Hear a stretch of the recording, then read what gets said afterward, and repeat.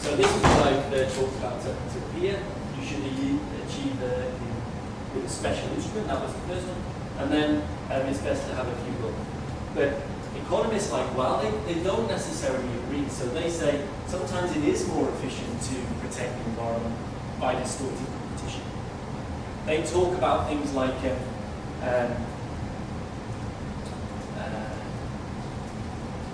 governments don't know enough sometimes when they're regulating. The companies know much more about what levels of environmental protection can be achieved. So if they can be encouraged to protect the environment, then they can achieve more efficiently a more optimal level the government could do. The technical arguments don't really matter. I mean, what just matters more is the headline that we don't actually know whether, we know that it's not always more efficient just to have these separate rules for separate goals.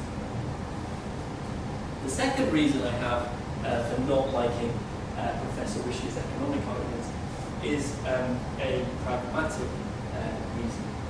And that is just that, government is very busy, isn't it? They're always arguing about having more holiday and having higher pay.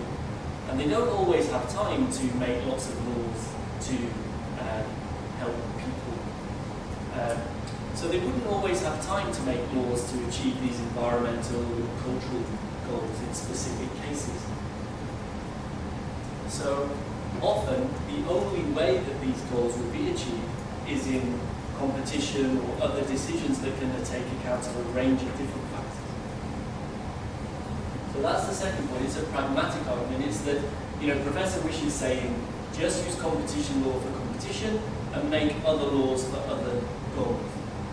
But if the reality is that government won't make these other laws for other goals because it's too busy, then maybe it's not a good idea to leave them. Maybe it is. I mean, maybe government doesn't do it because they don't agree. That's a different point. But pragmatically, they're not always going to achieve. And then the last point is a process value. And this is something that I talked about kind of briefly before. Consumer welfare, we can divide sort of what law's trying to do into two main things. So we can talk about consequentialist values, so the outcomes of laws, we can focus on that. And we can talk about deontological values, which are values, process values, which are core to the way law works. And we know that law is not only about consequentialist values. In fact, it's hard to think about an area of law that's only about consequentialist values. Nearly all law would be criticized for ignoring the process values of deontological law, things like justice and fairness. And so, if you say ignore justice and fairness and just have a rule that focuses on consumer welfare, then that just doesn't seem right to me. We need to take account of these deontological values as well. So I don't agree that it's acceptable to interpret law solely in terms of the consequentialist value.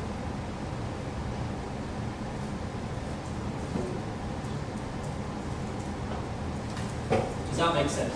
Those are the economic arguments. Richard Wish says it's much more efficient just to focus on one goal, and I'm saying basically three things. It's not always more efficient. Even if it is, pragmatically, the state won't legislate for these other goals always. So if we want to achieve them, we maybe have to use a less efficient instrument. And then thirdly, I don't think law should only be about efficiency. It should also be about process value. Right. Actually, does anyone mind if I just stop doing the slides and just do the black one? Because I kind of lost my. Does anyone know how to achieve?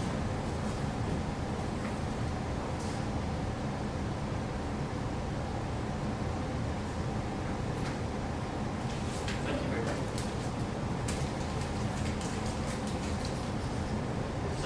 Yeah. Amazing. Just like this going up and down.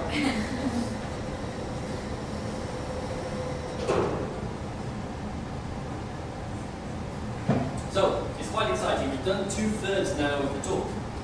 We've talked about why goals are important. We've talked about why Professor Wish and nearly everybody else thinks that only consumer welfare should be the goal of competition law in the EU. And now, and then I made some arguments against him, economic arguments against him, if you like. But now I want to use some legal arguments against him. Okay?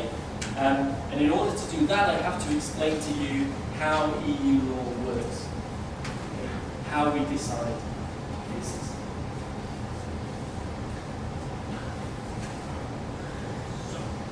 And there's basically 3 ways that the court decides cases. The first way is the textual approach. And the textual approach is what we do nearly all the time in the UK with our laws. And that basically means, you'll be surprised to learn, you go and read the law and see what the words say. And, you know, literally it's true that in the court, the judges get out their dictionaries if they're unsure about what a word means, and they read the dictionary to try to understand what the best way of understanding the law is. And this textual or literal approach to interpretation of statute is the most common, the most important in the UK.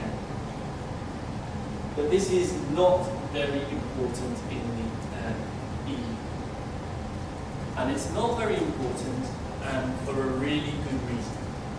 And that is that in the EU we've got, I keep forgetting the number, 23, I'm going to say, I'm not sure if that's true, 23 different languages. So the treaty is written in French and English and German and Croatian, Hungarian, okay? All these different languages. And all of the versions are original versions, and all of them have the same authority. So this is a big problem, of course, because you can't translate perfectly, can you?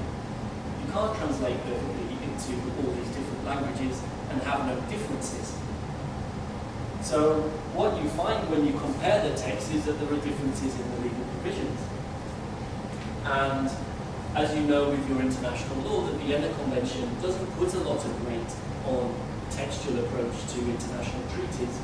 And in large part it's because of this, it's because of the different languages that are relevant. So, in Europe we use 2 other methods. You know, we do use the textual approach a bit, but it's not the main. Then we have the systemic approach. And the systemic approach means, you know, our competition rules are in the EU treaty. They're part of this system.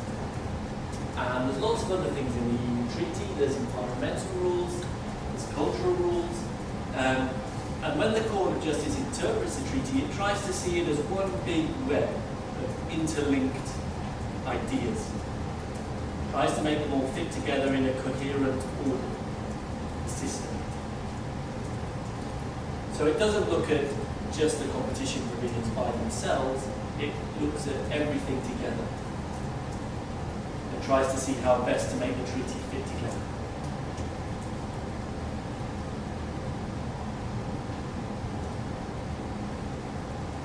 And then this is the 3rd way that we interpret the treaty.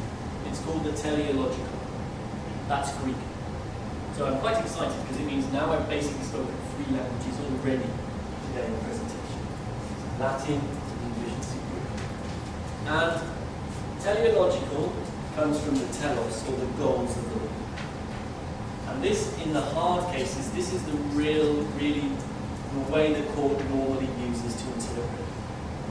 So I think this is probably what happens quite a lot in Brazil, no? That the court, when it's trying to interpret a statute, will go and look at the early clauses, the preamble that explains what the law is trying to do, and it tries to interpret the law in light of these goals. This happens a lot in French law and Italian law and all that other stuff. We don't really do that in the UK, because actually we don't have the preamble in our law. But in Europe, they use it. So those are the 3 ways that we interpret EU law. And I just want to explore in a bit more detail now why that matters for Professor Wish.